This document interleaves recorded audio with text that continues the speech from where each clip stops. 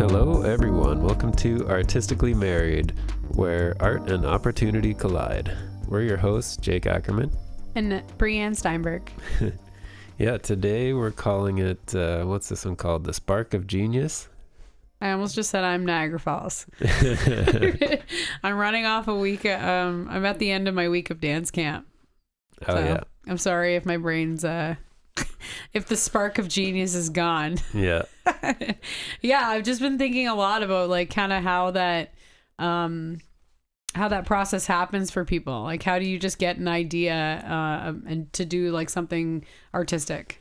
Well, yeah, it's going to be fun. Yeah. Where do ideas come from? We're kind of going to explore that a little bit and just kind of what inspires artists and how it happens, and a little bit of brain science in there. So yeah, I had to dig deep. I took a lot of biology and psychology classes in university, so I was like reading over all this.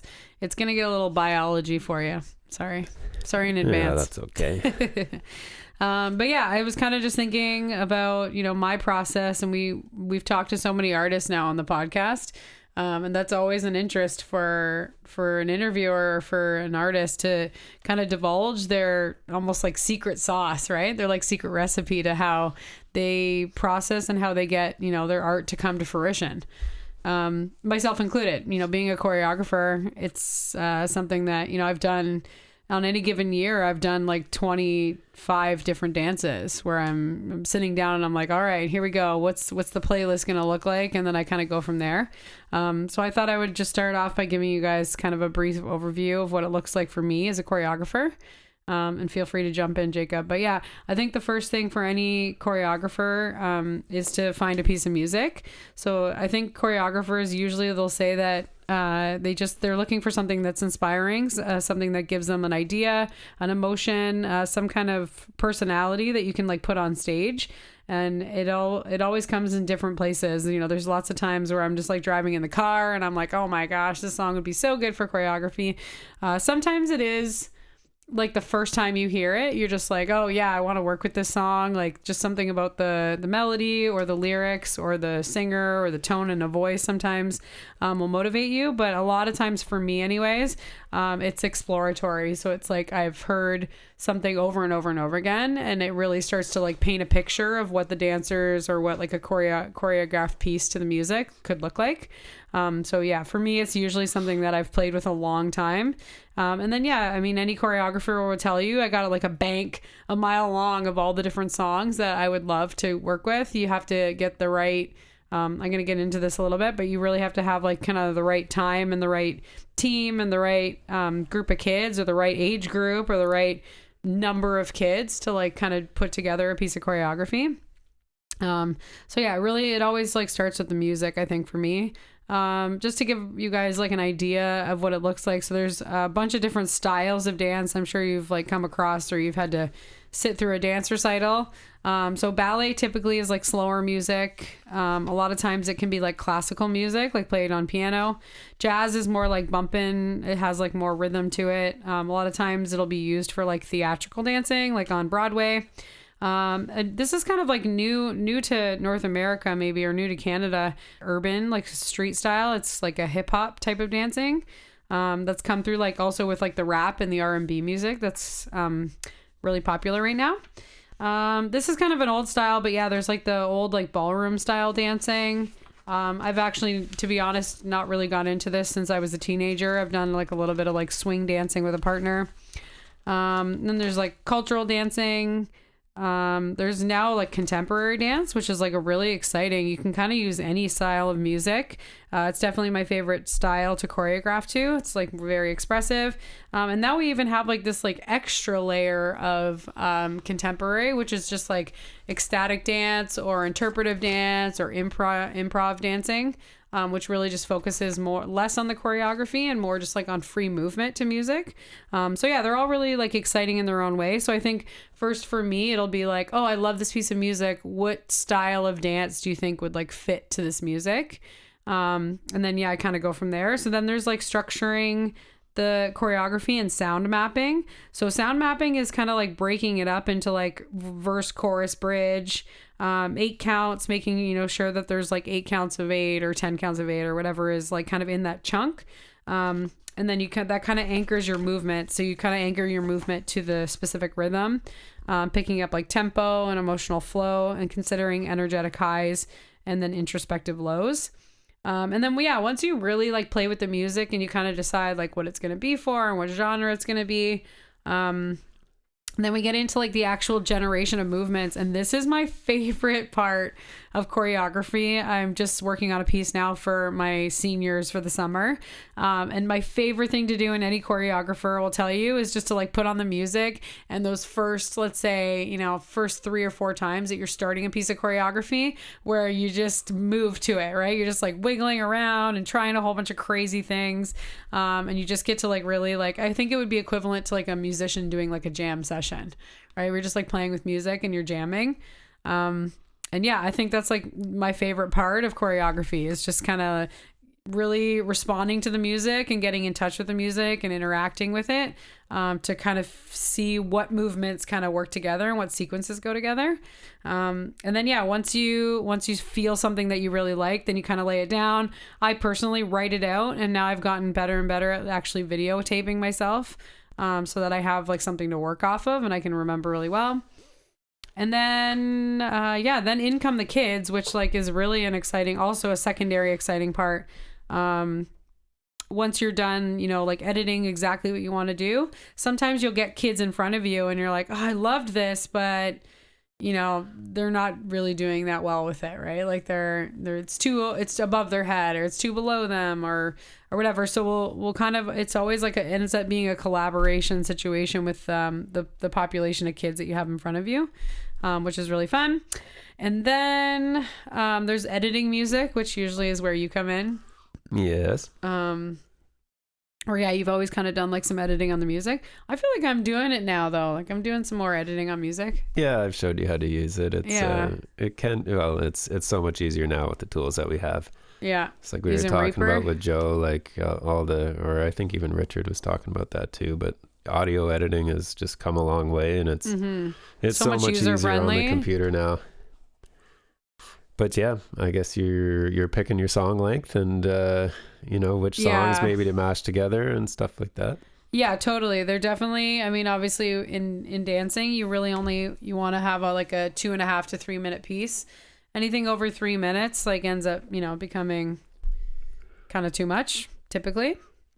Yeah, I guess it's also the audience attention span as well. Yeah, for sure. And we've had this conversation before. We just did the episode on our showcase, and you don't want a show going on past 2 hours, so 2.5 minutes is usually a good sweet spot for dancing. So then you're trimming up your music and you're adding or whatever, and then you finish the choreography and then present it to students. And obviously the teaching process also is like its own type of artistic genius, which I think it brings like a lot more to the classroom in terms of like just being able to, keep kids moving and keep choreography and curriculum kind of happening at the same time. So there's a lot of like artistic genius that goes into it. I think it's really interesting, and we're going to get into this in terms of like the biology and like, where that spark comes from. But it definitely is like a different scenario when you're trying to like, okay, I'm going to sit down, I'm going to write a piece of music. I'm going to sit down, I'm going to do a piece of art. I'm going to sit down, I'm going to choreograph, It's a different scenario than you're just like walking along the street or you're driving in your car and you're like, bing. Yeah, exactly. Oh my gosh, I got this great idea, or I love this song, I want to try to use it. Yeah, so that happens a lot. Like for artists and musicians, it can just flow into your head. Mm-hmm. But does that happen when you're just in a mall and all of a sudden some song comes plays on? Totally, 100%. And you'll see choreographers like not be able to kind of sit still, like they're just like, oh yeah, this would be so cool in here, like, oh, I'm gonna try this, or you can't help it. It's almost like it just like possesses you. You just like start moving. And I think it's so cool specifically for performing arts and the collaboration with music, because music is all around us. So like you said, it'll be playing in a mall, it'll be playing in the car, somebody puts on music, you're at someone's house, where if you have to create the visual art on the wall, or you have to create the music. It really has to come seemingly out of thin air. I always say that the performing arts is like a secondary art, because like somebody had to make the music first. Yeah, that's and then true. that artist, that musical artist, is now inspiring you to be a performing artist or choreographer. So that's really exciting too, is that like for a performing artist or for choreographer, that spark of genius actually gets inspired by another artist's work. Yeah, I guess it could be like DJing or something too. When you are DJing? No, well, DJs will, hear something that's already made, and then that'll inspire them to match that with something else that's made and mix it together. Yeah. It's the collaboration part that like is really fun. Just having like movement evolving through, your classroom and seeing kind of what it turns out to be, and then working with the kids, and yeah, it's great.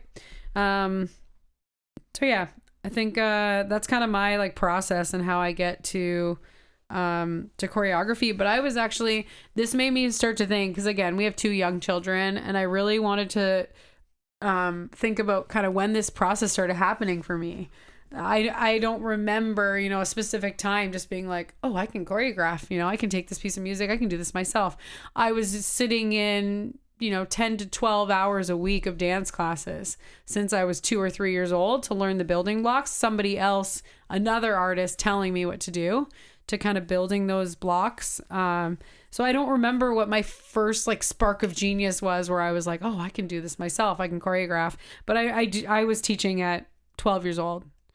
At 12, I was starting to choreograph dances for like little kids. So it was at a really young age that I was really inspired to start like doing my artistic flow or my artistic genius.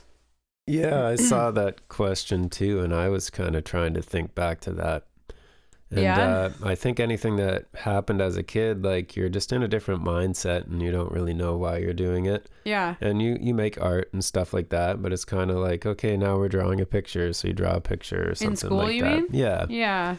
Or maybe you get some, some modeling clay or something, and you get to make a thing, but you just kind of have it available and you do it because you're a kid. Yeah, and your parents just buy that kind of stuff and keep it on hand, right? They're like, hey, let's entertain the kids. Why don't you draw a picture? Yeah. Why don't you play this music? Why don't you go to music lessons? Like go to piano lessons. Yeah. And same thing with music. I would learn piano lessons, and I was playing piano, but it was kind of just doing it because that's what my parents told me to do. Or your teacher. Yeah, your teacher was like telling you what to do. It wasn't like your own creative genius, but we're seeing it with our kids now. Like we're seeing with Annabelle, where she has had a couple years of lessons, but she's creating, she's sitting down and making her own music now. Yeah, she is. And I feel like I'm kind of encouraging her to do that though. At the same time, I am kind of telling her to do it. I know, but she's doing what she wants. She does just do it. Yeah. Even Phoenix now is starting to. Yep. Yeah, they both do. What about the drawing art? Well, so what I was going to say was, then I was like, okay, what was my first actual creating? And then in high school, I was into punk. And then like we had a little punk band and we wrote our own songs. So we're writing music. But then I was like, we were writing our own things, but it was kind of just like a regurgitation of punk style, right? Yeah. It sounded the same as everything in that style, kind of like it wouldn't really stand out. It was its own music, its own stuff, right? Yeah. So then I was that's pretty much that. I feel like that's writing music. You have creativity. You're using creativity. You're doing it because you want to, and you want to do this thing. Yeah. But it still just wasn't like its own natural thing, Huh. So then I was like, I don't think it would have been till we were like along the way where then that just felt like really like creative and was just coming from us, You're like writing stuff really outside the box. Or just doing whatever you want to do. You're not trying to imitate anything. You're not trying to... You're just like writing stuff that you wanted to write. Yeah. Yeah. So that was in like my 20s. And then I didn't start drawing till I was like in Monteith. Yeah. I find now in the choreography world, maybe not so much. I mean, you do go to, you go to recital, or now we're doing dance competitions. And there is a lot of stuff where you're just like, oh God, it's the same. It all looks the same. Just, oh, that's a nice costume. That's a nice dance. Yeah, great. So yeah, it really is hard. It's hard to come up with something like brand new, totally original. That's not just like a collaboration of something that somebody else made, right? Like how many chords are there in the music world? You know, in the music language, how many notes can you play? How many combinations of notes can you play? Yeah. Oh, well, it's crazy. And there's only like, 8 keys. Well, yeah, plus the black keys, but right. But yeah, I think it's 13 keys. But right. then that's just, you can create a infinite amount of combinations with that. Yeah. And you do hear songs sometimes you're like, I guess it's not infinite, but it's a very big number. It's a big number, yeah. Yeah, there's lots of music too where you'll hear and you're just like, oh God. Like they were just trying so hard to be experimental that now this is just noise. Yeah. And dance too. The dance world is just getting like so like weird and mashed up that they're just like, it has to be so crazy and eccentric because they're trying to do something new, and you're just like, oh. It's interesting though, because it really did, like, even TikTok, like when that first came out, it was like people doing silly dances, and like some of them stuck. People really liked a lot. And, yeah, they just kept doing it forever. The dab isn't going anywhere. Or the floss. Yeah. My kids still floss all day long. It's so funny. So yeah, I think in early childhood, we give our children these tools, or ourselves, we're given tools and skills for learning. And then it's kind of like the framework for how you base all your own artistic creations. You take all those building blocks, and that's why we tell our kids, like, study hard, study everything you can get your hands on, study every piece of music, study every piece of art, study every dance style, so that when you go to become your own artist, when you become a creator, I definitely think that when, like, the more you study and the more it's like language, the more you understand, the more you can hear, then you can start, talking, you can start creating your own sentences. I'm studying Spanish right now, and I'm just like, oh, the more I listen and know the words, the better chance that I'm going to be able to formulate a sentence. Yep. So yeah, I just wanted to do a little quick plug for our own parents and for us as parents with our own children. I think parents all over the world that are giving their children these building blocks and investing the time and the energy and the money, because we know how much it takes. Even my Infinite Motion parents, I'm just so grateful that they're giving us the opportunity to kind of pour into their children these like artistic genius moments, and and allowing us to choreograph with them, and our music teachers out there, right? Like that we're sending our kids to teachers that are giving them all this framework that hopefully one day is going to contribute to them being artists. Yeah, and it's best to keep an open mind too. Like styles change, and if you can kind of keep up with that and enjoy it as you get older, then that's going to help you out as well. Yeah, for sure. Just keeping current. Yeah, I didn't mention that, but I think that's why we have me anyways, that's why I'm so passionate about going to live music and going to shows. We always joke, that we're like getting old and we're kind of set in our ways in terms of like our music. But I really do try hard to keep an open mind and keep listening to different music so that I stay current and I'm going into the classes with music that the kids like. And that resonates with them and that they're used to and they hear on the radio, and also just like staying inspired myself, being like, I got to keep listening to different music. I can't just keep going back to the same stuff, so that I have music to work with. So I have music that motivates me and inspires me to keep creating. Cool. Okay, here comes the biology. Or do you want to do yours? Do you want to do like how your writing process looks like, or drawing process? That's really out there. Like, I don't know how you just start with a white piece of paper and say you have an idea. Yeah, well, I was kind of going to get into that as we got into the later stuff. But okay. Yeah, I guess I can do that now. It's up to you. Yeah, because that just comes down to like idea generation, how ideas are generated, right? Yeah. When we get that. So it is crazy for me because it does just seem to come out of nowhere. Like your brain will just be... it can happen when I'm working and I'm focused, or like it is oftentimes when you're in like these, well, like we're going to get into it, you call it like a flow state. So your brain is kind of just active, but it's you're not like engaged in conversation or something like that. Yeah, you're not distracted. It's always a quiet time. Yeah. Occasionally you can go to something like when we went to Cosm, like Chapel of Sacred Mirrors. Yeah. You just see something and you're in this incredible space, and it kind of stimulates your mind, and you kind of get other ideas, but you're also gathering what's around you, and maybe you'll have like, oh, maybe I could do this sort of like that, or something like that. But a lot of the time the ideas just come in out of the blue, and I used to basically just keep them in my head and wait until I was done and start the next one. But now I've started, I'll just go to like an empty page in my sketchbook, and I'll just write the idea down in the corner. Oh. Basically give it a little name. Okay. And do you know what it is when you come back to it? Yeah, totally. Wow, good because for I you. had that idea, and then I can kind of see what I want it to look like, because that idea popped in my head. That's wild. And then so I'll read that sentence and be like, oh yeah, that's what I wanted to do. That's so much imagination. Yeah. I'll write myself dance steps down, and I'm like, what is this rubbish? A lot of the time it'll happen as I'm focused on drawing another piece, and then some other thing will pop in. And that used to be when I had more time, I would just be like, oh yeah, okay, that's what I'm doing. That's my next one. And I would put that as one soon in. as I finish this. Yeah. And then of course we use notes on your phone is great. If you're just out and about and something hits you, you can just jot down a quick note on your phone. And yeah. So I have some of those stored too, but yeah. But yeah, I've heard that a lot from all our like visual artist guests. I like taking the blank page and writing on it, because I'm like, now this is reserved for that. So now if I'm just flipping through the book, then maybe that's going to grab me and I'll go to that. Where if it's just kind of written down on my phone somewhere, it might just get lost. Yeah, you're kind of like holding yourself accountable. You're like motivating yourself. Yeah. You're like, I'm going to do this. By writing this on it, I'm telling myself I'm doing it. Yeah. Yeah. And yeah, the same things with music, but it's funny with music because sometimes you'll just have like a melody go through your head. Mm-hmm. And sometimes I'll like try and embarrassingly like hum it to myself and on your phone and video myself as I'm like out in public or something. And people think you're a lunatic. But. Yeah. You're like, I got to get my ideas out. Yeah. Yeah. That's going to be hard for you to write music while we're away, eh? Oh, yeah.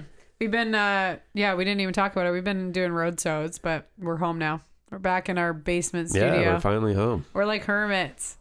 We're hermits again. We finally got up. We're back down. Yeah, back in the basement. Back in the basement. Cool. All right. So yeah, this is going to have to dig deep. Like I said, I did a lot of this stuff in university in my master's degree. I did a lot of biology and psychology and kind of how they met. It's a big part of the study of speech pathology. So yeah, the different areas of the brain that are involved in artistic creation, they start with the prefrontal cortex. And the function of the prefrontal cortex is decision-making, planning, abstract thinking, and self-expression. So it plays a creative role because it's a critical part during your idea generation, your goal setting, and your imagining future outcomes. So I think this is kind of what you were saying. You know, you have an idea. Your prefrontal cortex is usually that one that's like, ding, okay, I want to do this. And then you send it to other areas of the brain to figure out how you're going to execute it. The research studies show that reduced activity in the dorsolateral frontal cortex during moments of improvisation, suggesting that letting go or that self-monitoring enhances creativity. Do you want to do cool. The default mode network? Sure, yeah. Oh, what is this? Medial prefrontal cortex. Oh, okay. Right. Okay, so this isn't just one area of the brain. That's right. I was trying to trace this back because I know I talk about this later on. Yeah, it brings together all three parts of the brain that do this. Default mode network is it's a network. Yep. It's a bunch of different areas of the brain. The medial prefrontal cortex, the posterior cingulate cortex, and the angular gyrus. Yeah. Didn't know there was a gyrus. There's a few gyruses. The default mode network is associated with mind wandering, imagination, and self-reflection. And this is interesting because they say this is what you're using when you're meditating or you're in a state like that. Yeah, and I like it because it's kind of like a loop. Your brain like sends it to one, or when you're the cortex, before you fall asleep. Pardon me? Yeah, before you're falling asleep as well. Or right before you're falling asleep, right? So yeah, the role in creativity is just spontaneous artistic inspiration happens in this while this network is working, which is very interesting. PET scan evidence says increased default mode network activity during resting states correlates with creative idea generation. Nice. Yeah. So it kind of functions on a loop. It's like, oh, I'm imagining something, and then it comes back to, okay, well, can I do that, or will I do that, or have I done that before? And then it goes back over to imagination and back, and that's like kind of how it functions as like a mind wandering. So it's almost like a feedback loop. You like imagine it, and then you say, oh, what have I done that before? Okay, and then imagine it again. Oh, well, maybe I could do that, and like I've done that. So yeah, it's really like kind of going back to that like spontaneous experience where you're under the impression that you had this like popped idea in your head. Well, it's also interesting because we're calling it default mode. So even if you're in a video game, default is like back to basics. Yeah, like what your brain automatically original. does. Yeah. So this is in a state that you're not in activity. Like your brain is less active than it normally is, and that's what gets it in this default mode state. Yeah, I think of it as La La Land. You're just daydreaming. All right, the parietal lobes. I think they're on the left and the right. Like I said, I should have pulled up a picture of this. So the function is spatial awareness, movement, and sensory integration. And yeah, it plays a big creative role because it helps with like mental imagery, visual arts. And again, this is what was responsible for dance choreography. I think it's because it's that spatial awareness where you're kind of like visualizing, okay, I'm moving here, I'm going here.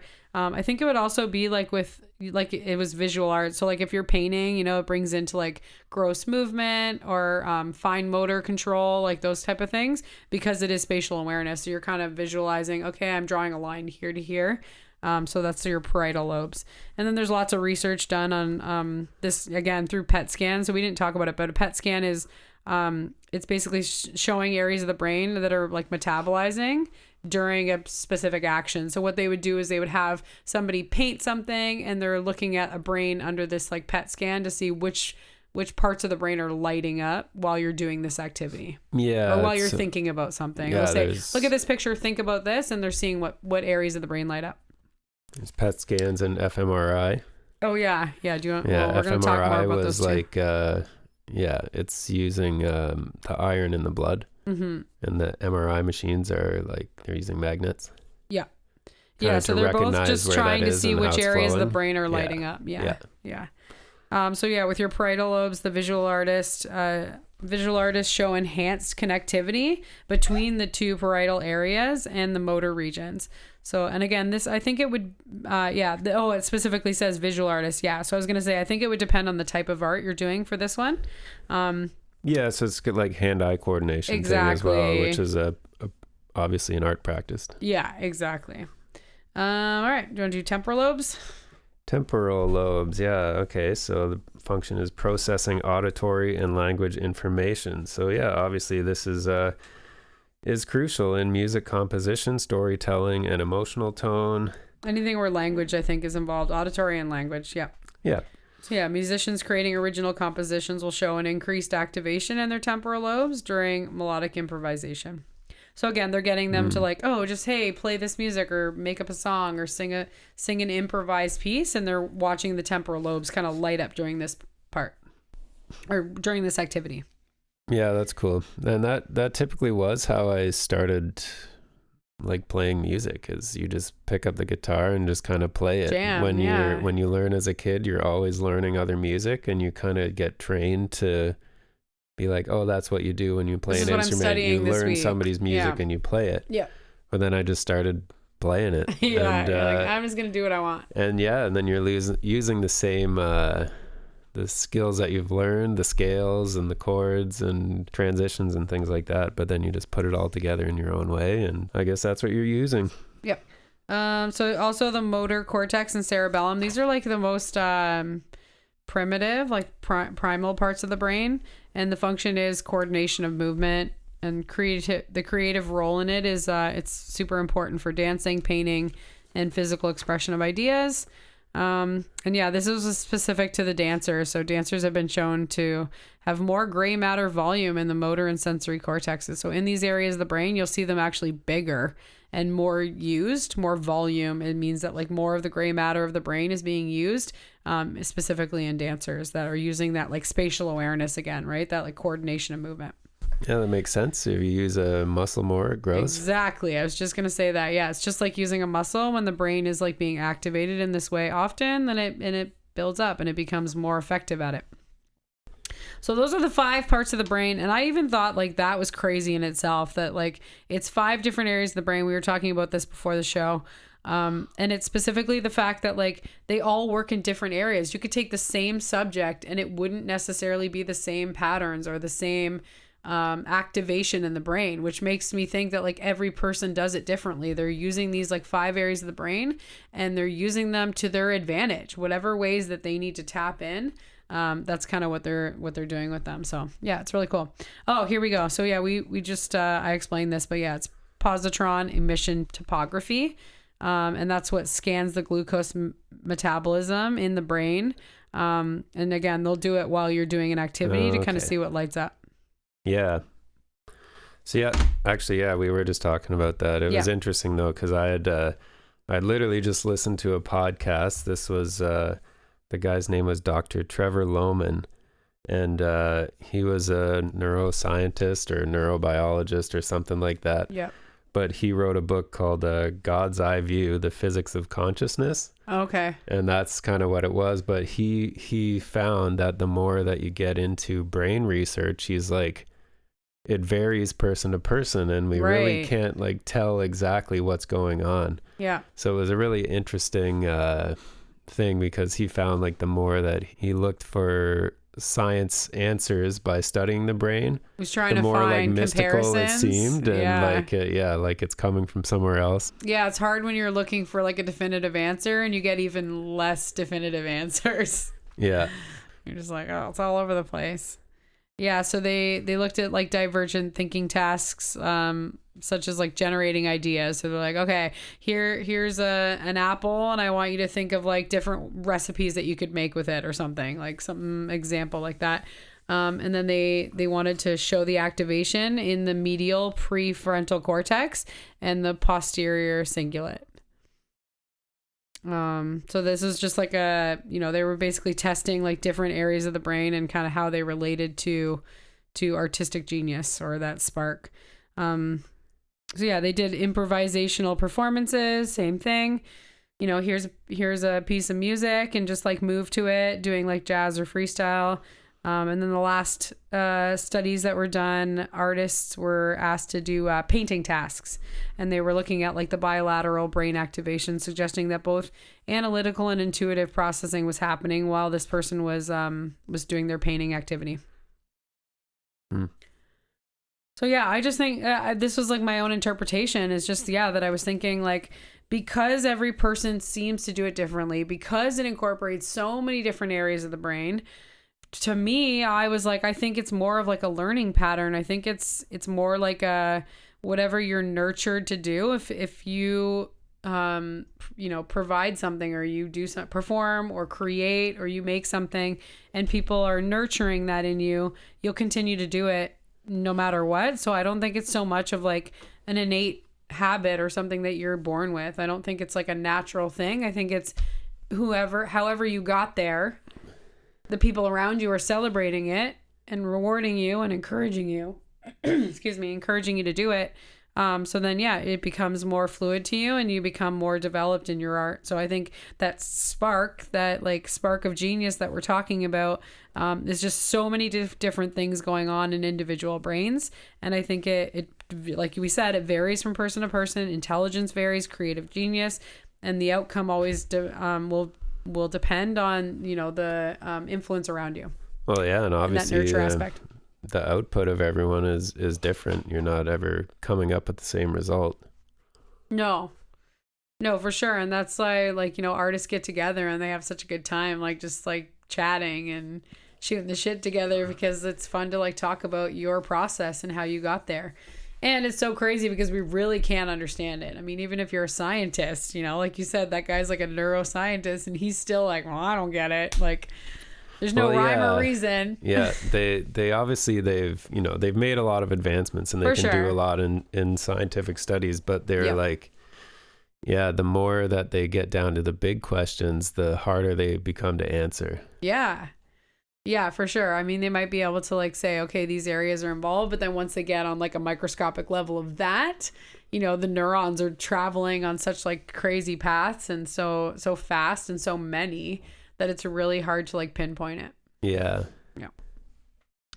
Yeah, it's cool. And then I just was thinking to myself, like, this was me thinking that like it's cool because if there's not a specific way that anyone does it, then really anyone has accessibility to it. So I think instead of us, you know, thinking that, oh, you know, I'm only an artist if I paint or if I draw or if I write, everyone's an artist, you know. It's just you all have your own creative genius. You have the quote.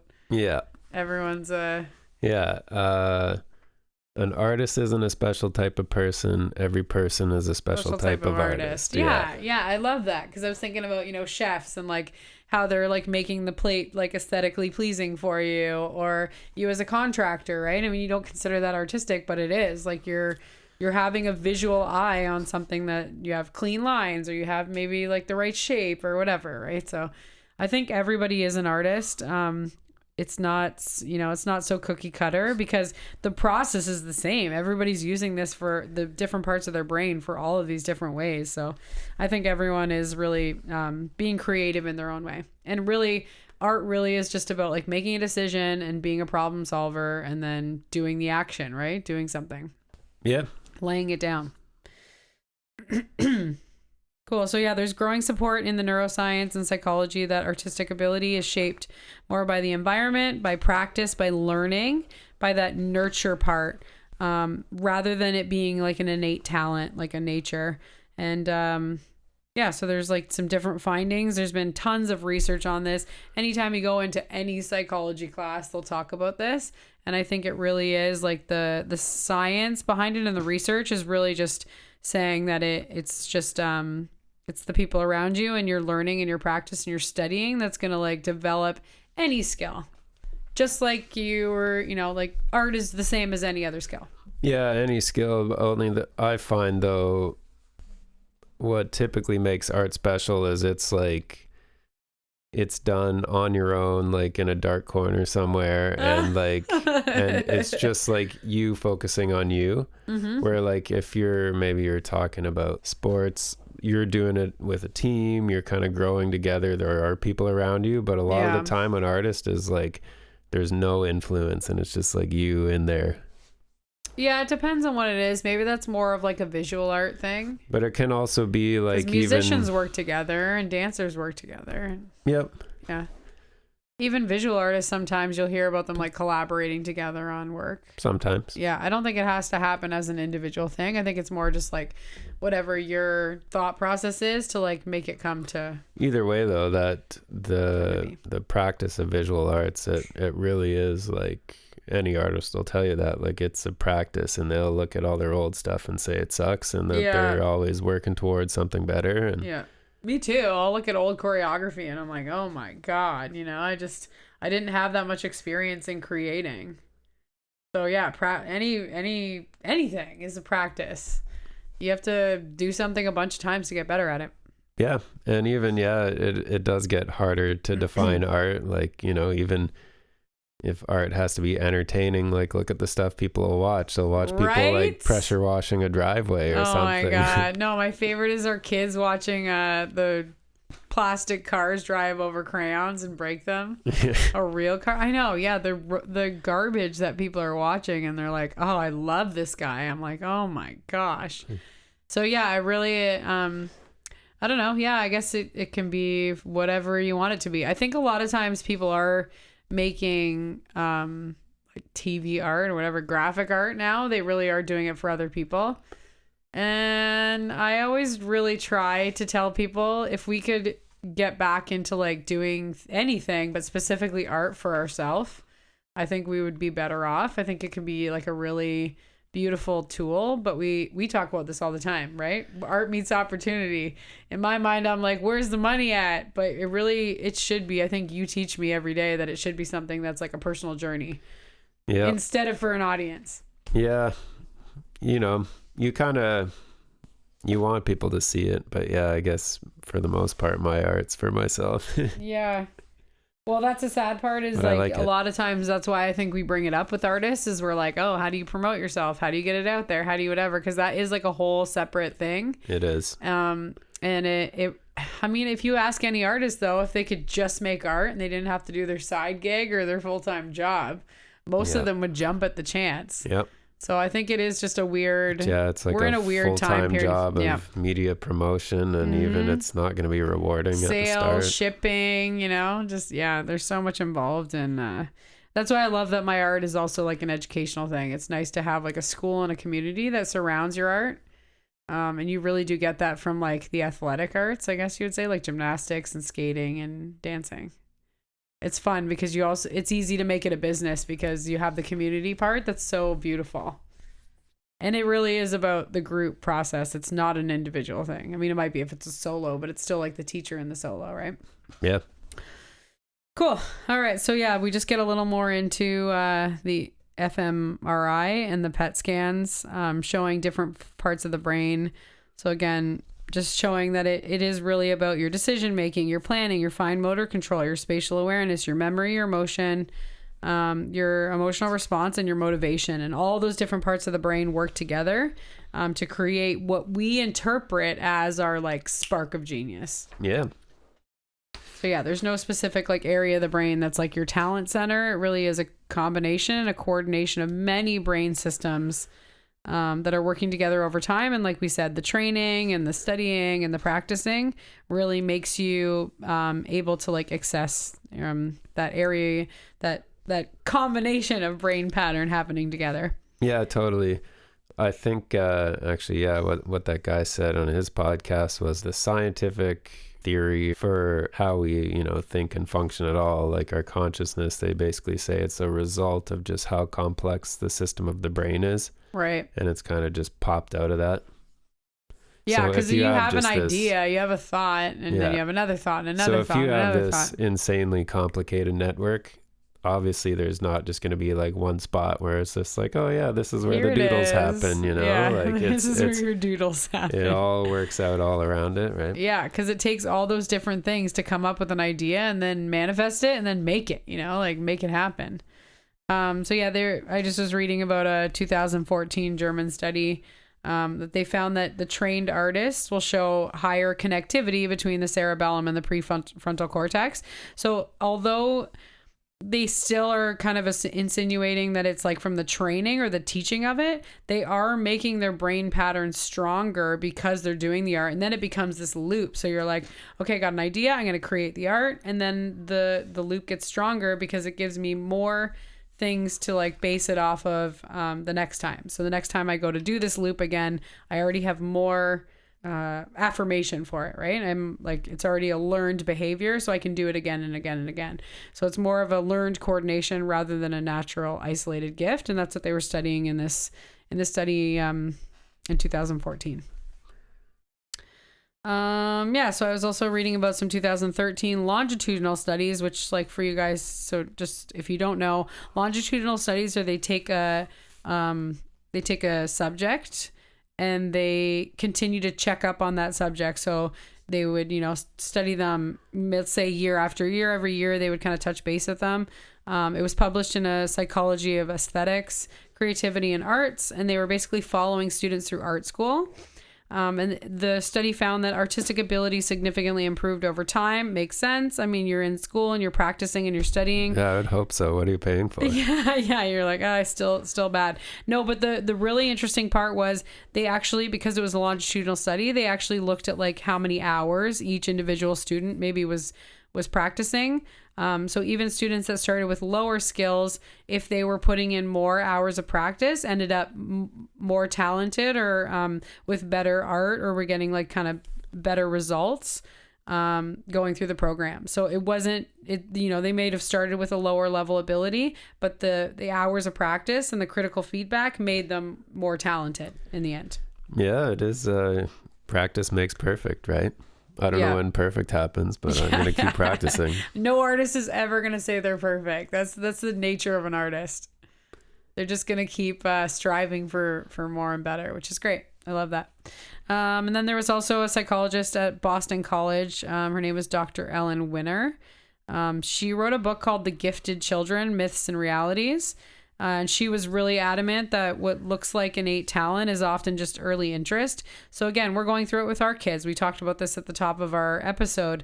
We're constantly telling our kids like, oh, good job. Like they might go and like do some doodle, at a very young age. Our kids were sketching and we were like, oh my gosh, like you're so amazing, because we wanted to encourage that behavior. So it ends up being a lot of practice and encouragement at a young age. And her famous quote was, "Genius is rarely born, it's always built." I love that. Cool.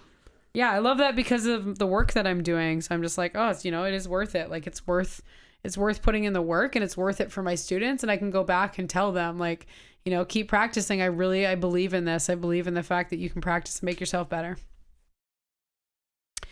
And then the last one, which I was obsessed when I was reading about these, I was like, oh, I remember sitting in my university classes and being obsessed with twins. Twin studies to me are the most incredible thing ever because you're talking about identical genetics. Yeah, that is interesting. It's identical genetics, but like we have there's multiple sets of twins in our family. Yeah. So when you actually interact with them, and they're both identical, they're completely different people, obviously.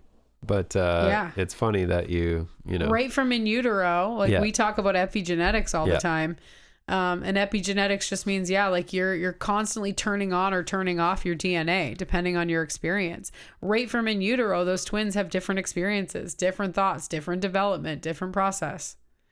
So I think it's just so interesting because it would technically be inherent. They have this identical DNA setup, but yeah, you're right, because of the environment and the experience, they have totally different outcomes. And you can get one that plays piano and one that can't play piano, and you have one that does art or draws and one that can't. So yep. I think it's just it's a nice study to show how little genetics play in the grand scheme of things of artistic ability.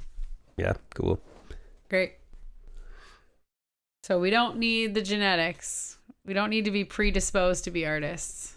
Yeah, I think it's something that anybody can learn, but I really think it does come down to interest. Just if you're willing to sit there and take the time. Yeah. That's typically what I get with my complex mandalas is people are like, oh, I could never sit there for that long. Yeah, how could you sit down for that long? Because really, I feel like anybody could do it. You just have to, you got to have the patience and the joy of sitting there that long and doing it. Yeah.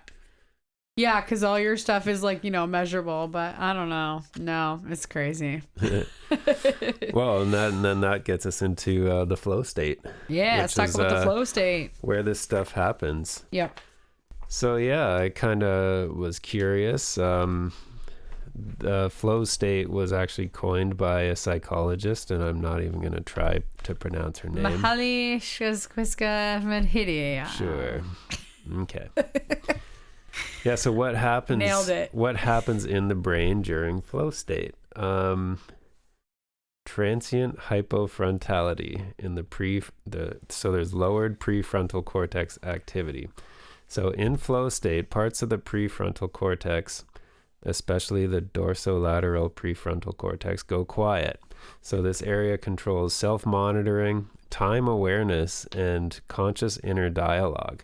So this was really interesting to me that there's parts of the brain that are actually for time awareness, because you'll hear lots of hippie stuff that's time is an illusion, man, and stuff like that. What time for me is so bonkers. I have no concept of time at all. Yeah, so it is really interesting. Maybe this part of my brain is broken.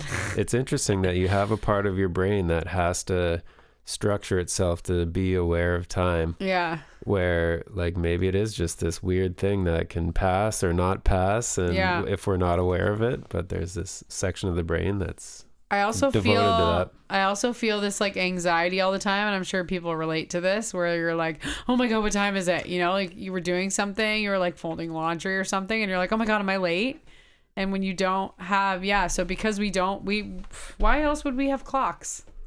Why do we have clocks all around us? It's because in our brains, we don't pay attention to that specifically. Yep. The only reason we do is because we have a stupid job to go to.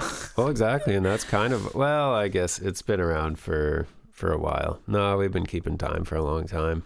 But yeah, it's funny. We were on vacation recently, and like we don't have a clock in our camper. We don't have, we don't have our phones out sometimes. Exactly. So we're just like, oh, what time is it? Who cares? Doesn't matter. Yeah. Even when we were up north, like we're gone for a week up there, and yeah, it's like, what day is it? Doesn't matter, What day is it? Yeah. Totally. Exactly. Yeah. I think this like part of your brain just really is it shuts off, and when it does go quiet, you have no concept of time. Exactly. So when these parts of the brain shut down, with the chatter turned down, because it's also your conscious inner dialogue goes away for whatever reason. So people feel less self-conscious, they're more in the moment, and you're able to act without hesitation. I wonder if hearing music turns this off. I think so, yeah. It just feels like such a like timeless trance state. When you're listening to music, you're just like, you can't, you just don't know what time it is. And you're less self-conscious, and you're more in the moment. Mm-hmm. But a lot of times then, you are bopping to the music, or you're dancing, right? Like you're kind of doing a movement to music experience. Yeah. So also in flow state, your prefrontal cortex activity goes down, and then you get a flood of dopamine. So dopamine is obviously our happy chemical, like neurotransmitter linked to pleasure, focus, and learning. Mm-hmm. Boosts your motivation, creativity, and pattern recognition, which is critical in both athletic and artistic performance. So yeah, like flow state's something that even athletes will, when they do their best stuff, like they don't even know like how they're in that state. Right. It just kind of happens and takes over them. Yeah, it seems automatic. Yeah. Dopamine also enhances your working memory and attention, so allowing for sustained concentration. And like I can definitely say that, like when I'm doing those drawings, that like you're in a totally different state of mind that just kind of comes over you. Yeah. And you just do what you do without even, well, you're thinking about it, but yeah, same. When I'm dancing, like I'm in a different state. There's so much discussion now in the media about dopamine, and us like kind of hitting up that dopamine button over and over again, and it being like kind of overused, overprocessed. Well, yeah, because seeing TV exciting things and happy things will give you little dopamine spikes, and now that's what social media is kind of doing to us all the time, which is it's kind of desensitizing us. Mm-hmm. Yeah, and if you have to work at it, like these all take kind of working. I mean, it seems like it's just a natural byproduct of this flow state, that you're getting like motivation and reward. But usually when you're creating something, like you said, it's time intensive. Yes. So are you getting that dopamine hit while you're doing it, or are you getting that dopamine hit like at the end when you complete it? Well, it's kind of throughout the whole thing. It's even as during. As a creator, like, yeah, I always found the process as like relaxing and you feel really happy while you're doing it. Definitely. Totally. And then you look at it when you're done, and you kind of sit back and take a deep breath and look at it, and then you're happy with your progress, or maybe you're not happy with your choices that day. Sometimes that happens too, but I think too, like it's still like a lot more work than it would be just to like turn your TV on. Oh, of course. Right? So that's why I think the concern is that you're not in flow state when you're watching TV, that's for sure. Okay. But you're getting dopamine, so it's not the only time you get dopamine hits. Yeah. It's just this is included in flow state. Yes. Okay. Yeah, this is only one of like 4 things that we're going to touch on in this, and I'm sure there's more. Yeah. Yes, and the third thing was increased theta and alpha brain waves. So yeah, the theta brain state is actually really interesting. I think they say that's what you're in when you're like a child up till 7 years old. You're in like this theta brainwave state, which can just like learn and process information really quickly. And okay. Yeah, so these brainwave studies via EEG show enhanced theta and alpha activity during flow state. These are associated with relaxed but alert attention, like a state similar to deep meditation or REM sleep. Yeah, I remember reading lots when the kids were little. They were saying like up till 7 years, like you only have till they're 7, and then they switch. Yeah, and then we go to the alpha state, I believe. I wonder if that's what is happening to our daughter. She's coming out of theta and she's going into alpha state, because that's what her face looks like right now. She thinks she's the alpha. Yeah. That's kids these days, know what I mean? Oh my God. Know what I mean? Okay, cool. So yeah, that makes sense. It's more like alert and more of attentive, and you're probably open to more stuff, right? Yeah. Similar to deep meditation, huh? Yep. Yeah, and then and same with like REM sleep, like when you're dreaming too. Yeah. So, and this kind of goes along with this, but they're calling this neural efficiency hypothesis. Whoa, what is basically, that? So, well, it makes sense. In flow state, the brain uses fewer regions, but more efficiently. Huh. It says like a well-oiled machine. Okay. Yeah, you're kind of able to tune out other distractions, and you're like in the zone. Yeah. Yeah. And that's what we were talking about with Darcy when you're in the float tank. So many regions of the brain just shut off because you don't need them in that scenario. Right. That the ones that are active are just like supercharged. That's cool. It makes sense that you would also be like that in sleep.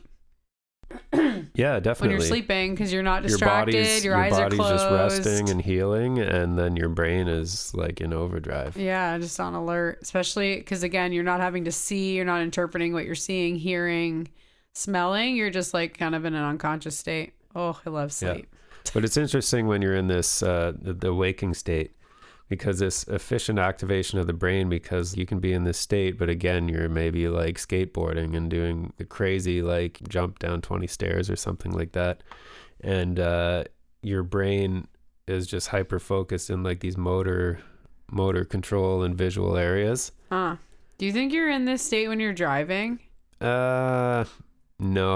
Okay. I always find when I'm driving, I'm like on la la land. Like my body's going in autopilot and my brain's like gone. Yeah, you know what, maybe it's like probably an automatic. Driving can be like a meditation for some people. Not like you in just have that traffic time or something, but if you're just driving and everything's flowing, like sure.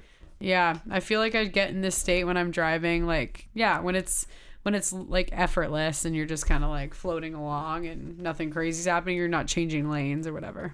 Yeah. So one thing that's interesting is that the flow state is trainable. So studies show that through mindfulness and consistent practice and immersion in meaningful challenges, which is basically what I would call all of my art. That's actually a good word for it. Immersion in meaningful challenge? Yeah. That can increase your chances of accessing a flow state. Okay. And you might not notice that you're in something like that at first, and then like you'll finish and come out of it, and you're kind of shake your head and be like, "Whoa!" I just zoned out. Yeah.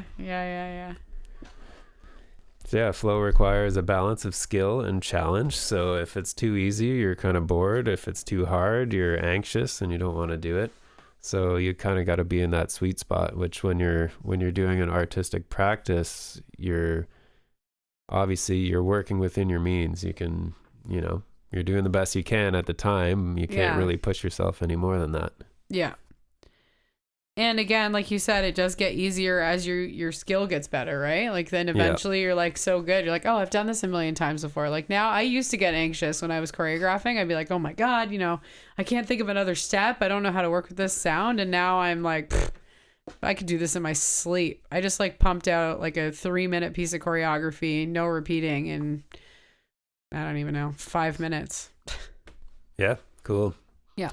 Here's a cool little quote. It says, in flow, your sense of self disappears, time slows down or speeds up, and your brain becomes a finely tuned machine focused solely on the task at hand. So, I love it. That's cool. Yeah.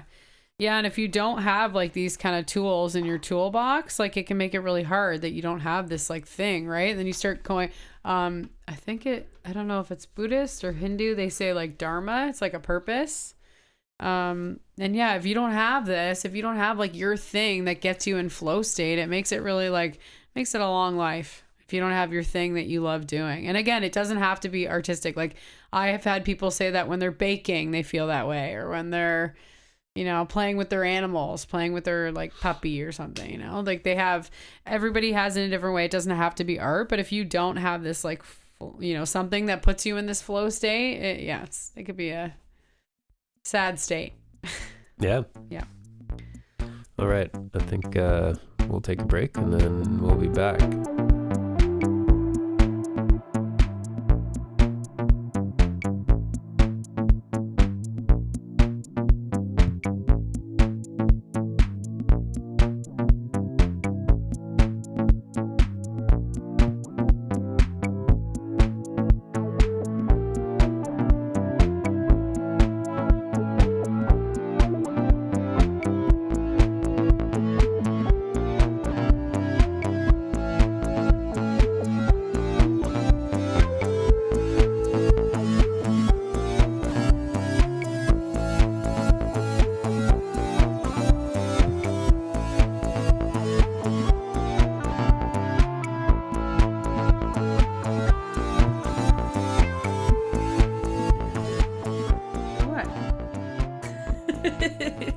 All right, we are back, and we're talking all about the spark of genius, kind of where it comes from. So yeah, we had kind of a biology heavy explanation of where scientists or neuro studies or psychologists kind of think that our ideas come from. Just having this like idea.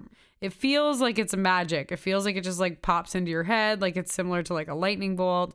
But there's obviously a lot of research that goes into like pinpointing areas of the brain specifically. They're trying to like kind of work out where it happens and what areas of the brain are lighting up when you feel like you're in this like zone of genius, or like you get this idea that seemingly pops in your head and comes out of nowhere.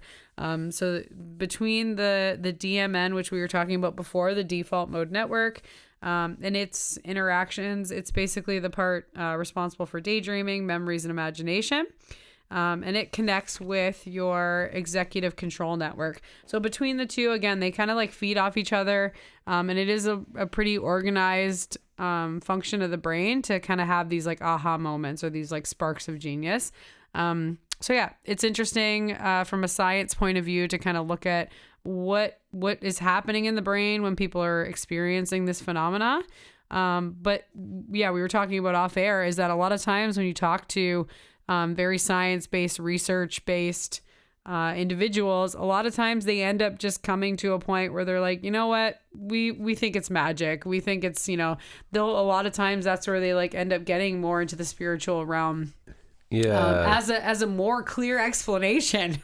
Yeah. They're grasping at straws. The deeper you get, the more magical it seems. It's cool. Like, so it was interesting how when you Google it or whatever, like it gives you this scientific answer, like, oh, idea, like that's what I asked. Where do ideas come from? Yeah. It says, oh, the default mode network, it kind of generates the ideas, and then your executive control network that organizes and refines the ideas, and it kind of cuts them down and they bounce back and forth, and then boom, this it happens in milliseconds, and then this idea pops into your head. You have this executive functioning moment where you make a decision and you have an idea. So it's kind of explaining it away where this guy I was listening to like was a neuroscientist, and he was like, the more you get into it, like the more magical it really seems. And he's like, a lot of people will kind of like, one analogy is like, say you had never seen a TV before, and now you look at this TV and there's a TV program playing on there. You're going to be like, oh, how is that made, right? So you'll take the TV apart, you'll look at all the parts and all the wires and the circuits, microchips, and you'll see like, okay, so where is this TV program coming from, right? Yeah. The TV program's not coming from there. The TV program is just beamed through, a signal, and then it comes into your TV there. The TV is just kind of receiving that and then outputting the information, right? That's a good analogy. Yeah, so they're saying basically the brain seems like it's something like that. Yeah. Where it's just getting this signal from space or something. Right. And then it processes that and then puts out the output, your thoughts, right? Yeah, whatever comes to front of mind. So then I want to get into some parapsychological origins of ideas. So this is how kind of parapsychology, or I guess some of them are older traditions, like where they believe that ideas come into our head. Yeah. So the first one is the Akashic Record. So this comes from Theosophy or other mystical traditions. Theosophy? Theosophy, yeah. What does that mean? I'd have to Google it. You keep going, I'm looking it up. Yeah, the Theosophical Society was... I've never heard that word before. I think Blavatsky was one of the either founders or somebody who wrote in the Theosophical Society. But so it's originating in Eastern mysticism. The Akashic Records are described as a kind of cosmic library, a non-physical dimension that contains the sum of all human knowledge, past, present, and future. So some people believe that artists and thinkers tune into these records through meditation, dreams, or intuition. So in this view, ideas aren't created, they're received. So kind of like the television set thing. Yeah, it feels like it does feel like that. Boom, something just like transmitted and I just like I received it, you know? Yeah. Theosophy is a philosophical and spiritual movement that seeks direct knowledge of the mysteries of the universe, the nature of divinity, and the purpose of existence, especially through mystical insight or esoteric teachings. Yeah. Okay.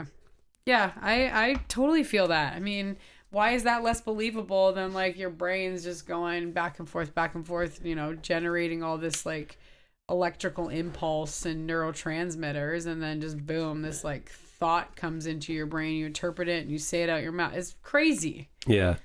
This seems like way easier, just meh, like something just transmitted into my head, you know. Yeah, so it's interesting like too. Remote control. These ideas, they kind of seem similar, but there is kind of an underlying difference in all of them. Mm-hmm. So this one, it's like it said, it's like a cosmic library where everything is there, right? And we're just pulling from it, right? Yeah, I think the part where I get really curious is like if there's intention at the other side, if someone's like sending it to us. Oh yeah, you know, if there's like a creator on the other side that's like sending the message, that makes me really curious. Exactly. If we're just tapping into a library, where's the TV signal coming from, right? Is somebody putting the programs out to all of us? Right. Yeah. Yeah. Oh, it's fun to think about. Yeah. And then, okay, so number 2 is Jung's collective unconscious. So that's Carl Jung. So he proposed that humans share a collective unconscious, a layer of the psyche that contains universal symbols, archetypes, and experiences. So from this space, artists and creatives might tap into ideas that feel timeless or deeply resonant, even if they don't know why. So dreams, mythology, and art often pull from this shared symbolic language. So yeah, like a collective unconscious. So it's not like the library where everything's there already. This one's kind of like we're all sharing like I don't know, a similar mental space or something like that, right? Right. It would be just like exclusive collective to humans. Unconscious. Yeah, it's like specific to humans. Or maybe not. Yeah. Maybe you could be pulling from stuff around you as well. Huh. But I think, yeah, this is. So, yeah, Jungian... I think he was, like, really... I remember learning about this in university, but in philosophy. And, yeah, I think, again, he came from, like, a psychology background. So, again, really science background. Yep. And then moving into more of, like, a spiritual realm of, like, yeah, this universal pattern of symbols found across cultures and myths. And, yeah, just working together. I think it was, like, specifically a human collective idea. Yeah, totally. Yeah, so Jungian would say you didn't invent that idea, you just uncovered something already buried deep in the human story. I feel like, oh my God, Graham Hancock. Yeah. Like he has so many ideas of this too, right? There's like these like information passed through period times or like, you know, stories that have been like through prior humans that is like we have to tap into it, right? We have to like try to dig deep into like understanding our like past consciousness. Yeah. Our collective consciousness. So yeah, I love all these ideas. Yeah. I support all of this. This one I really like, and actually I'd heard about this from other podcasts before, but this is idea as entity. So basically it's an inspirational muse, or they call it diamond theory. Yeah, so in ancient Greece and Rome, creativity was not seen as a personal trait, but as the work of a daemon or muse, a kind of spirit or unseen presence that brings ideas to you. So ever since I heard about this, I always thought about that. And even people would go so far to say like that inner voice that's in your head. Right. They're like, that's not your voice. That's Somebody something else that's like telling you stuff. This is like a different creature or entity that is just telling you to do things. I feel like that's called schizophrenia. Yeah, kind of. I don't know. I don't like this one because I feel like it's kind of like up there with like ghosts and spirits and stuff. You know, divinity or deities or whatever, you know, like these like kind of mystical other separate creatures. I don't like it. But I also do understand because I felt sometimes when I'm dancing that I'm just like a vessel and like something else is moving me. Like it feels so wild and crazy. I feel like I'm being possessed. And musicians will say that too. Yeah. You watch musicians and their eyes are rolling back in their head and it's just like they're a vessel and somebody's like, you know, going into their body. And yeah, it's pretty crazy. I don't like this one, but yeah. But I understand why people interpret it. Modern creatives sometimes describe this in similar terms as if they're simply the vessel, not the source. So same thing, like it's kind of like this is coming from somewhere else, but basically like I guess you have your own personal muse or creature or whatever that's inhabiting your mind. Uh-huh. Yeah, it's a funny theory. Uh-huh. Okay, number 4 here. This is called psi theory. Some parapsychologists believe that telepathy or precognition might play a role in idea formation. So there's Rupert Sheldrake's morphic resonance theory. This suggests that minds can non-locally influence each other through fields of consciousness. So basically, like everything has like this energy field around it. Yep. And those fields kind of interact. So when you're in a room together with a bunch of people, you know, you're almost collaborating without even knowing it. And your fields are kind of working together and you're maybe getting the same ideas. Yeah, this is like, space. You know, intuition where you can kind of like, I've always felt like I could do that, like read people's minds. And the psychology or like the science will say like, oh, you're just very observing, or you're very intuitive. You know, you kind of read body language or something. I'm like, no, I know what this person is thinking. Like I'm looking in their eyes and I'm reading their brain. There was times where I was like going to university. I would like not go to the class, not read the textbook, not do the work, and go write the exam and do well. I think I was just stealing the information from all my classmates that was around me. I had no way of knowing the information. I was acing these tests. I was tapping into like a telepathic thought process of my classmates. Like they knew it. So I was just stealing the information. Possible. I swear to this day, I was like, I never went to the classes. I was skipping everything. And I was like killing it on the exams. Huh. I mean, there might have been a little bit of just like background, you know, general intelligence or whatever. Like you could explain a little bit with, you know, science explanations, but there was something there that I was like, nah. And I haven't now, like people will say to me now, like, I was just thinking that, and I'll say it. And I'm like, yep, I'm not surprised. Like, so I totally believe in this. I 100% think that it's telepathy. You're hearing your partner's thoughts, or your, you know, not your partner, but your person that you're interacting with. Actually, another one I heard about, which is interesting with time, is they would say if you go to an exam, you take the test, and then if you study afterwards, you'll do better. Oh yeah, we were just talking about this last week. If you didn't, yeah. Yeah, that's so interesting because that like brings forth like you knew things from your future self. Yes. That's so wild because that just like basically says the timeline's a facade. You have to go and do the studying later. Like you can't just skip that part. Okay. However that works. I have no idea. I always kind of did that too because I was curious if I got the answer right or not. So like I would go write the exam and then I would like go look up.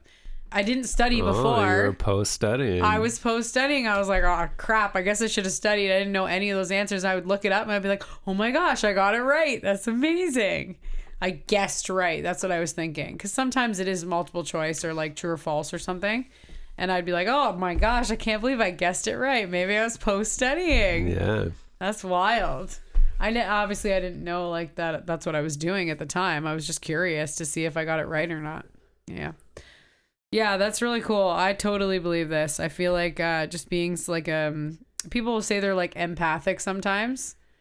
And I'm like, why do you think that you're just like feeling other people's feelings? Like maybe you're telepathic and you're reading people's thoughts, but you can't say that because then you're crazy. Exactly. So they're like, know oh, I'm words. empathic. I can feel people's energies. No, maybe you're reading their thoughts. You know, like why not? Yeah, telepathic gets like a bad rap, but whatever, we can just call it different words.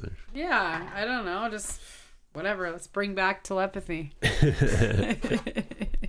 Bring it back. Well, that's it. And that's all these ideas, like, they're not in the mainstream, but I think they're more fun to look at and explore. Yeah, and I think we are getting more, like, maybe not the academia, maybe when you go to university, this is not going to fly because it's not like quantitative and there's no like testing, or they don't have the diagnostic. I'm like, listen, you're the one that's behind. Just because you can't measure the telepathy doesn't mean it doesn't happen. I mean, you're the idiot who doesn't have the instrument to figure it out. You're busy doing PET scans, but you should be doing energy field scans or whatever. Like, well, yeah, that was why I really enjoyed that recent podcast. Was the guy was he was a neuroscience, and he said like all the funding he got was basically to see how medicines affect the brain and stuff like that. Like he was stuck working in that system, but through all his research and his daily his day-to-day job, passion, he's finding all this stuff, and it's it's blowing his mind, but he's not really like allowed to talk about that. It's just the shut up and calculate model. Do your work, give us the results. That's what we want. Yeah. But then he's kind of just noticing all these other patterns and all this interesting stuff happening. He's dealing with patients, probably, right? Like. Yeah, I think so, and doing studies and things like that. Clients, or research studies. Yeah. Yeah, I know. It's too bad because I think like the general public is open to this. Like we have a population of people that are well versed in the paranormal everything, like we're all looking for it. We're looking for whatever. We're looking for through all the things. Now we have access to the internet, right? So I think the population's ready for it and open it, especially if you can give us some answers that aren't pharmaceutical. Give me one answer that's not pharmaceutical, right? Anytime we go to our practitioners, our shamans, our doctors, our psychologists, that's all it is. Here's a drug. Pills. Yeah, like teach me how to bend things with my brain. Let's go Matrix, full Matrix. That's what I want. Telepathy. Let's do it. Yeah, that'd be fun. Yeah. Yeah, and I think people, like I said, are ready for it. So if we can bring it into the mainstream in the academic world, then, again, I know they get caught up in the fact that they can't document it and can't study it. But I bet they can if they put more effort and stop worrying about pharmaceutical and start putting effort into this. Ah, well, that's it. Everybody, Maybe it's the same old story. Yeah. They say, oh, that's going to affect the profits of the pharmaceutical companies and blah, blah, blah. Oh, my gosh. Yeah, because the pharmaceutical companies need more money. I think we need more healing. I don't think the pharmaceutical companies need more money. Hey, I agree. Yeah. Okay, last one. Yeah, the last one is ideas from altered states. So, Wim Hof. Sure, yep. Many mystics and shamans and artists across cultures describe receiving ideas during altered states of consciousness, like trance, psychedelics, meditation, or dreams. And I put art in here too. Like when you're doing art, like it feels like it's this altered state. Like when I'm dancing, I feel like I'm in this like weird, crazy altered state. Well, we looked at that. That's the flow state. Yeah, the flow state is the altered state. It's measurable. Your brain waves are different. Things are turned off. Yeah. It's a trance. Yeah. So yeah, indigenous cultures often treat dreams as real sources of knowledge. Shamans receiving ideas and symbols or even instructions from spirit realms. So obviously, we've all heard of these stories, and amazing visions and stuff have obviously been very very influential on many artists all throughout the years. Even people like writers like think of the craziness of like Hunter S. Thompson, and like the stuff that guy was doing is just nuts. He had a lot more than dreams going on, I feel like. Oh yeah, that's what I'm saying. He was doing cocaine. Yeah. Altered state. But I know whatever you're playing with. I mean, I think it's interesting what comes out of it. Yeah. Especially if you're documenting it after or allowing it to inspire creativity. Yeah, exactly. Mm-hmm. So yeah, this says Salvador Dali and Thomas Edison both used the hypnagogic state just before falling asleep to fish for ideas. What's that? Hypnagogic? Yeah. Hypnagogic state is so it's just before you fall asleep. Huh. And I was just gonna say, like, this happened to me like 2 nights ago. Come on. And it's never really happened to me before. But I was like, Monday I was super tired, and then went to bed. Tuesday, I was still kind of tired, and I just went to bed early. It was like 9:30 at night, so I think I was like in bed while the kids were going to bed. Yep. And I had this crazy dream-like experience. And I was falling asleep, and I knew I wasn't asleep. And then I just got these like super bizarre like visions, and I couldn't even put them together, like super visual.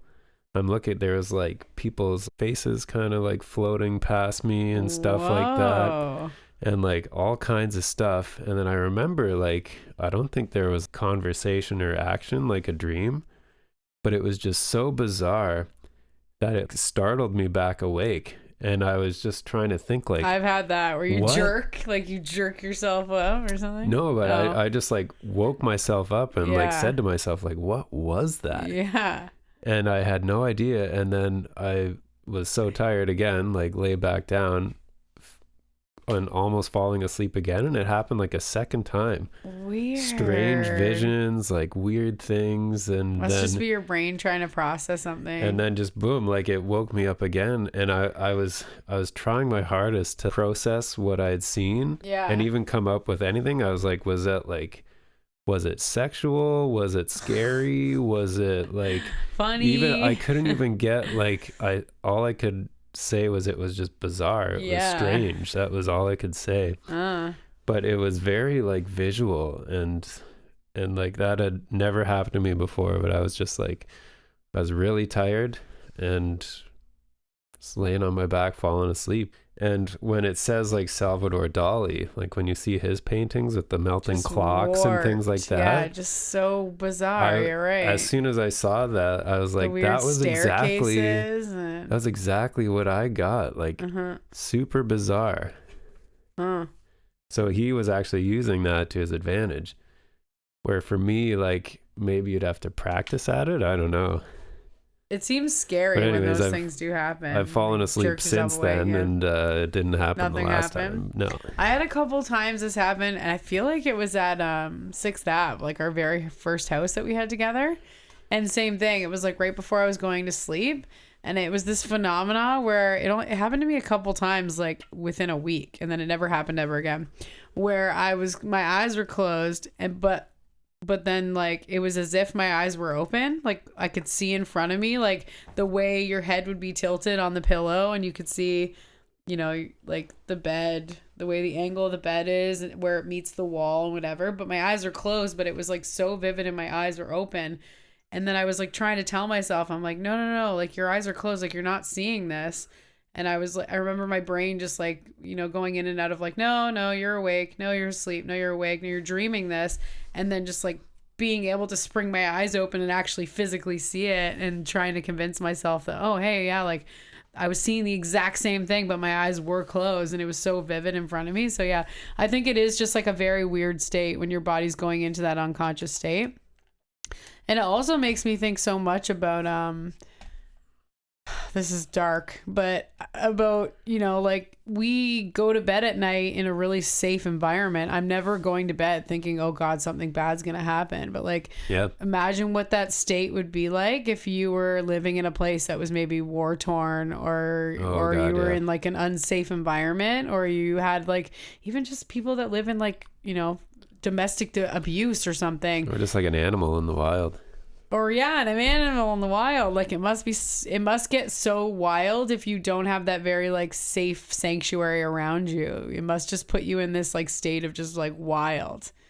being able to go to sleep, right? Like just being able to be like, okay, I'm putting myself in a total vulnerable situation, going to sleep. You know, I might get like woken up by getting eaten or killed or shot or something, right? So yeah, it just makes me think of like how wild this what did you call it? Woken up by being dead. Hypnagogic state. Yeah, waking up by dying. I think people talk about that too, right? In dreams, where like you can't die, you'll actually wake up if you die. Oh yeah, I've heard about that. Yeah, that's an interesting one. Yeah, if you die in your dreams, because I've almost died in my life. dreams, and I always wake up. Yeah, me too. Yep. Phenomena. Yep. Amazing. Yeah, so here's just a little summary of kind of those ideas that we went by that I kind of liked. While science sees ideas as a remix of brain networks, parapsychology suggests they might come from somewhere beyond. Maybe the cosmos has a library. Maybe we're all turned into a psychic Wi-Fi, or maybe we're just catching whispers from a muse who's been talking for centuries. That's kind of fun. Love it. I'm into all the weird stuff. Yeah. Because, you know, the brain makes sense. I mean, I can kind of grasp it. I've seen PET scans before, but like these out of body, out of worlds explanations, I feel like are so relative. Yeah, I really like the TV antenna kind of analogy. Yeah. Because it really does feel like that as an artist. Like these things just pop into your head out of nowhere. Yeah. And even when I go back and look at stuff like the songs I wrote when I was younger, I was just like, how did I write that? Yeah. Like I would never be able to. I'd never be able to do that again. Yeah. Like it's always going to be different, and that's kind of like some encouragement for just create art whenever you can, because every state you're in at the time is going to be a different state. Yeah. And the art that's going to come out of that will be different. And I always love that it's like a signature of that time period, right? It ends up being just like a core memory that you're like, oh yeah, what was I doing during that time? For us, it's usually trying to track down where we were living. Yeah. Like, where were we living? What were we doing? How many kids did we have? Yeah. But yeah, it's fun. It's fun being an artist and having these moments of flow state and having these sparks of genius. It's great. I wouldn't trade it for anything in the world. Mm-hmm. It's the best part of us. Yep. All right, so yeah, next week we have Erica on. She's gonna we're not sure. I think she's gonna bring some comedy. Yeah, she's definitely gonna bring some comedy and some video, right? She's a videographer. Yeah, we will see. First videographer. We'll see what we decide to do. Yeah, we'll have to talk. Yeah. All right. Have a good night. Yeah, do we have anything else that's upcoming? We're going to Peru. Yeah, we're going to Peru. Oh, actually, well, I guess that'll be done. What? Tomorrow is the Tara Lightfoot show with Katie Gatta.